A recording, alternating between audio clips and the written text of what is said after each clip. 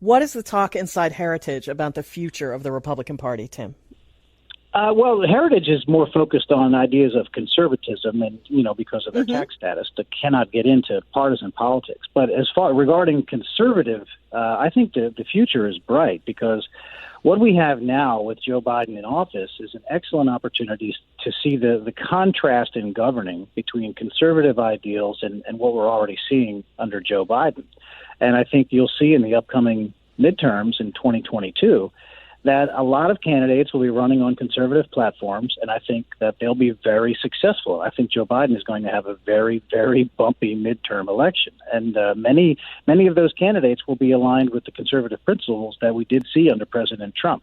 So I really believe that this liberal majority in Congress may not have much of a shelf life, and we won't see the complete control of Washington by the Democrats beyond this upcoming midterm election. It was easy for Joe totally Biden to agree run with that. Trump.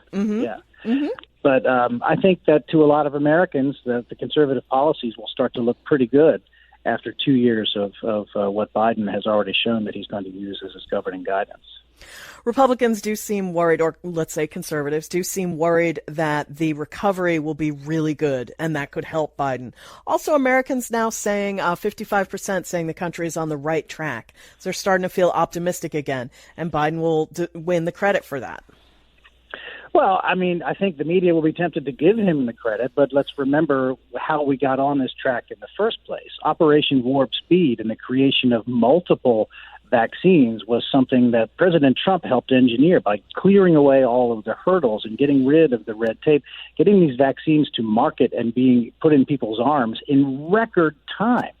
Someone who is such a believer in big government control like Joe Biden would never, ever have given the private sector the freedom to pursue this vaccine in the manner that they did under President Trump. That is what is getting us back into a more sense of normalcy and getting the economy more widely reopened. It doesn't have anything to do with anything that Joe Biden has done or will have done. It's the return to normalcy, and that can only occur with the vaccine, which I do have to admit, many members of the media have given President Trump credit for and have criticized Biden for his refusal to do the same and give credit where credit is due. So if there is a return to normalcy, I think you have to look at the underpinnings and what put us on that track to do that. So you think both the House and Senate, or one or the other, or what do you think for the midterms? Well, I think there's a very strong possibility that it would be both the House and the Senate.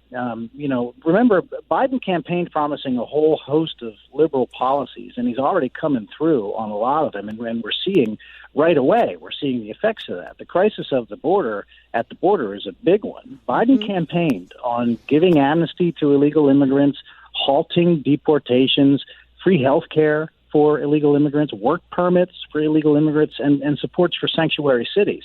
He laid out the welcome mat for people to try to enter this country illegally, turned on the vacancy sign.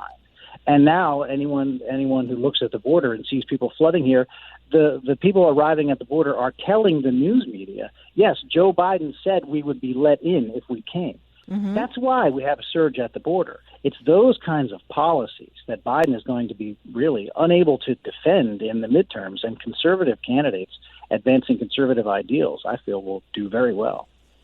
Tim Murtaugh, former communications director for President Trump's 2020 reelect, now a visiting fellow for communications and a contributor for the Daily Signal at the Heritage Foundation.